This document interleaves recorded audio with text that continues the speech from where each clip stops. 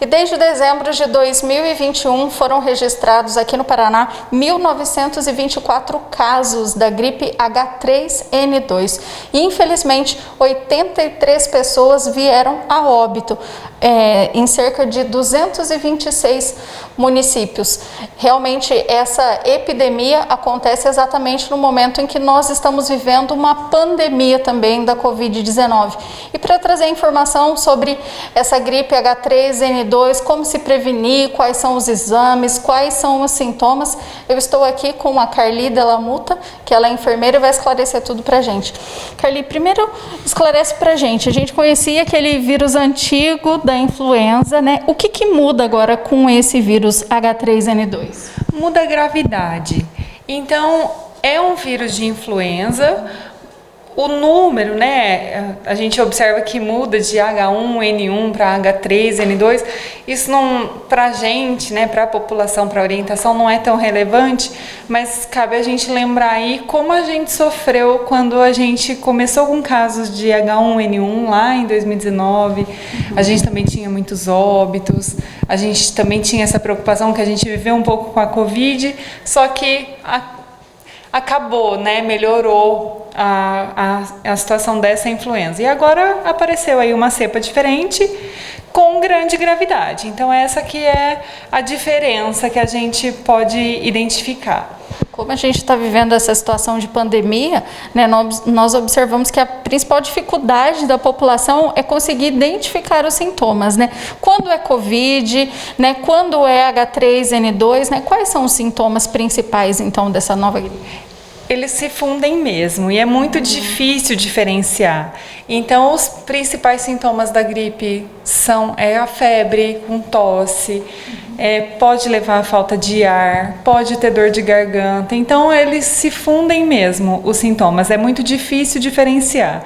E quando você tem um quadro de gravidade, que é a falta de ar, o cansaço nos pequenos esforços, isso a gente tem que procurar o médico imediatamente, mas esses sintomas ainda podem ser de Covid. Então, é muito difícil mesmo diferenciar só pela clínica qual é o padrão da doença. A gente já viu que alguns exames, o padrão de exame de imagem, que a gente não era acostumado a fazer nas epidemias de gripe anteriores, né?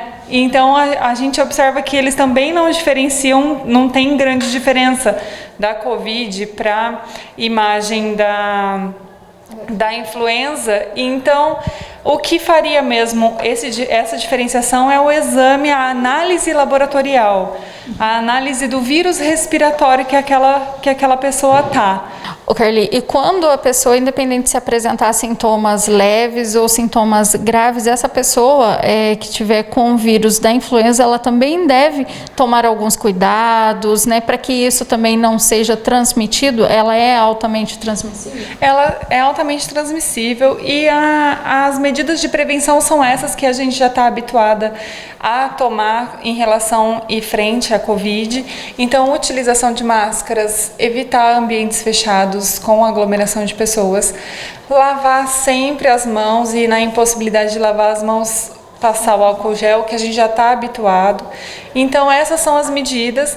E o isolamento. Então, como a gente não consegue diferenciar, é muito importante manter o isolamento quando você tem sintomas respiratórios, independente de você saber que vírus você tem ou não. Outra dúvida da população é em relação à vacinação.